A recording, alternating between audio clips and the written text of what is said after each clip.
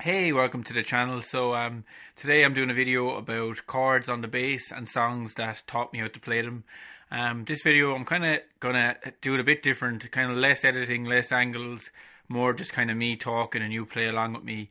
And let me know what you think of this format, and check out the playlist for all the videos I've made about chords on the bass. And as usual, don't forget to like, follow, share, subscribe, all that stuff. And yeah, let's just jump in and play some chords on the bass. Alright, the first song we're going to do is from the Chili Peppers, and it's Michael Balzari, better known as Flea, on the bass.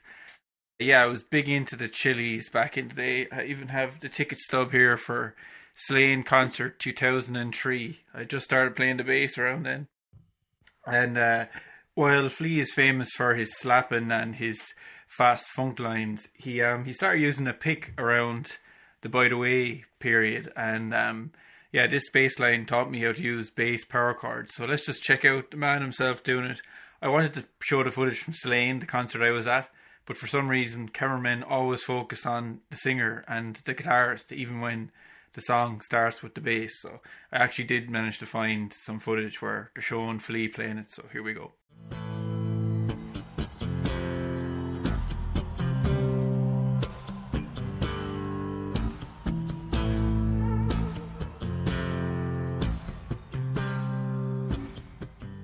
Yeah, I don't know what the shouting there was about, but anyway.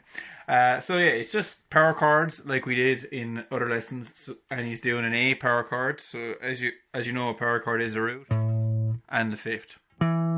So it's just A to F to C to G, and then between the chords he does a kind of a dead note strum with the plectrum. So get this one down. It's really good to get your plec playing going. I was using really hard plecs for a long time, but now I use these kind of floppy ones. I prefer them.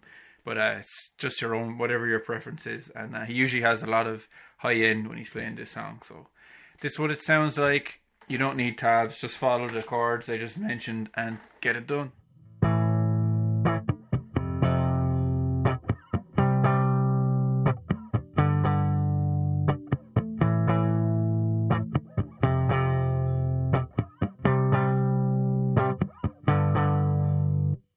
That's it.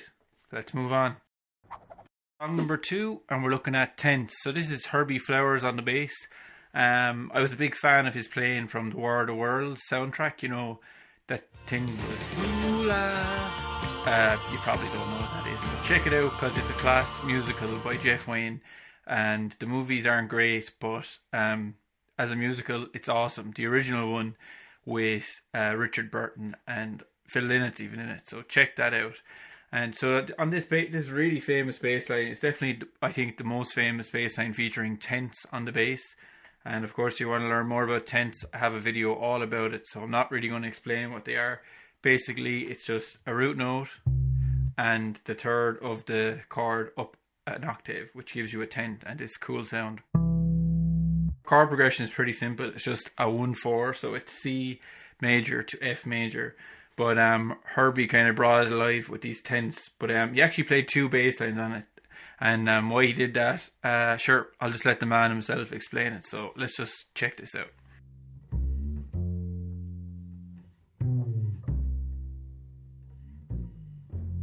And being an old jazzer, I thought, can I try something? Yeah, of course you can.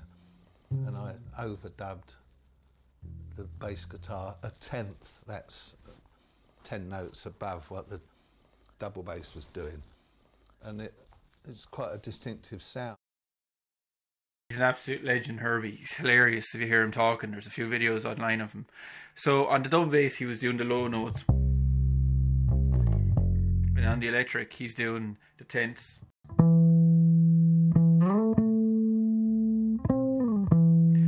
So most people just do it, the whole thing on the one bass. So that's how you learn how to play tenths with this song. So you're just doing a C and you're moving up to an F, and that's all it is. You just slide up,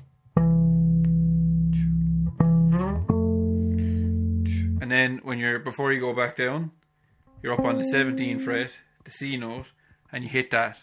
So I think to get this down first just play it really simple, just playing the 2 chords, and then try and do it so that the high note is separated a bit from the low note.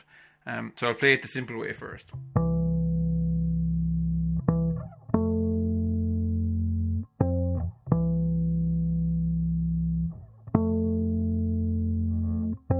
So once you get that down, then try to do it like this.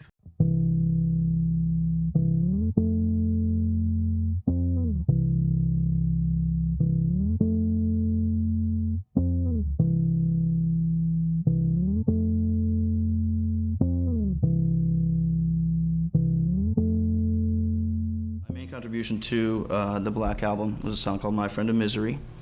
My second full writing credit with Metallica.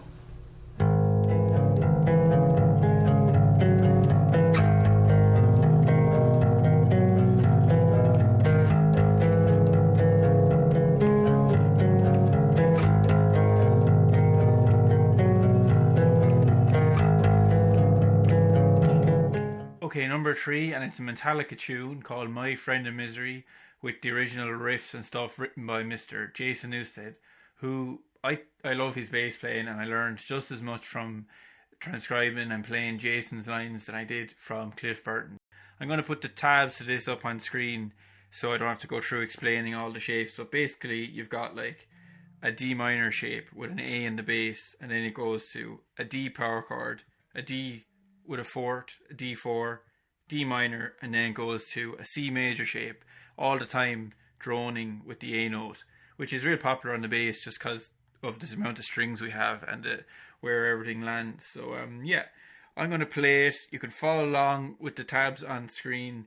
You can either do this with your sideways hand technique or with a plectrum. I'm going to play it with a plec, and once again, the original is an E flat. I'm after tuning this to standard. So for learning these songs, I'm just trying to show you like how all these chord shapes and stuff can be applied in a songwriting sense. And it's much better to use real world examples for this stuff than just exercises, and you'll get them under your hands quicker. So yeah, I'm just going to jump in and play it and play along with me.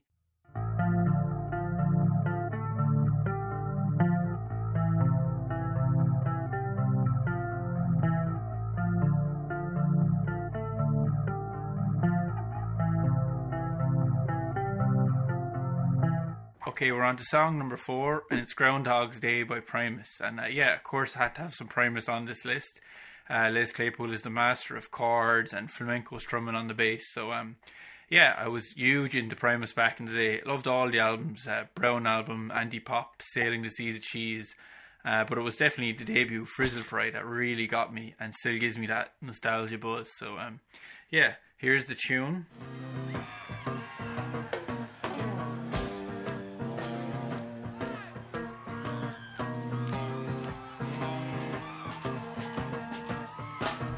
So chordally, the song isn't that hard. It's the strumming that makes it tricky. So we just have 3 shapes. We've got a C dominant 7, C, E, and B flat. We've a B flat major chord, so that's B flat, D, and an octave of B flat. And then we move to a B7 chord, so that's B, E flat, and B flat.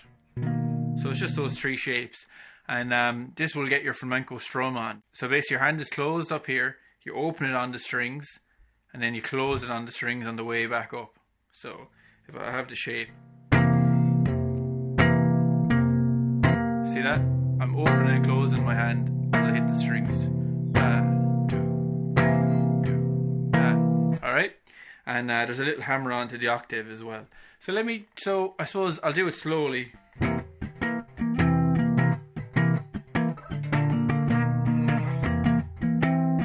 So there's a few little nuances. He does the hammer on to the octave, to the C, and then he slides from the B flat major 7 to the C dominant 7. That's it pretty much. Just follow me along, play along with me, and you'll get it. It's the kind of thing you just gotta take slow and start slow. I'll just play it once more really slow.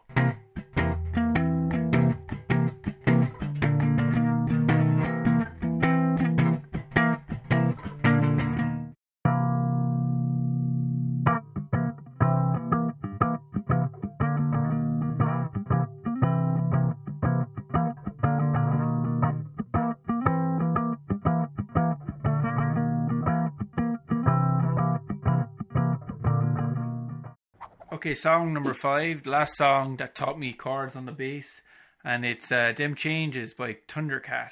So I was listening to a podcast with him there recently with Mark Moran, and he's a really interesting guy.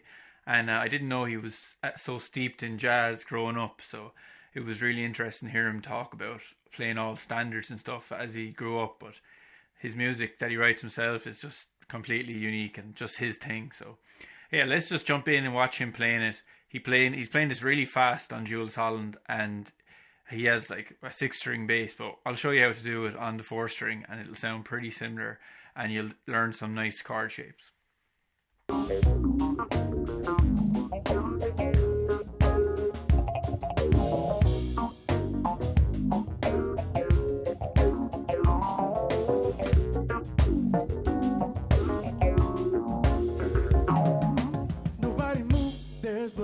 So that fill that goes over the bar line, that's awesome. So this one, 2 shapes that we've done before and a new shape that we've never covered. So we've got a B major 7, the 3-note one, so 14th fret of A, 13th fret of D, and the 15th fret of G. And then we're going back to our minor shape, 3-note chord shape that we've done before. It's a G one, so 10th fret of A, 8th fret of D, 10th fret of G. Then just move that up half a step. Okay, and here's our new chord. So it's a dominant at 11, yeah.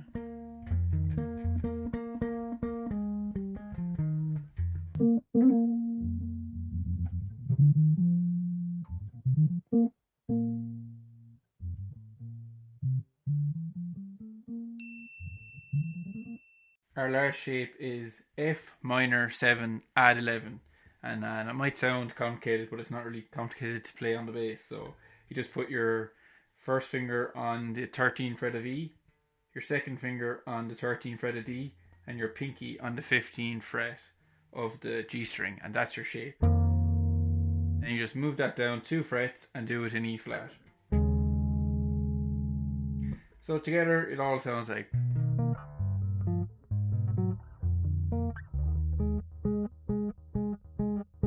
Once again, we're using our side technique. I'm just going to put the tab up on screen and play it. You can follow along with me. Hope this helped. Hope I didn't talk too fast. I know I'm just trying this lesson out today. Maybe a kind of a new format. Less editing, less fancy video stuff. Just me name the things. You can rewind, go back, and just ask me questions in the comments. I'll answer them. As usual, like, subscribe, share, all that stuff. And I'll see you on the next one. Good luck.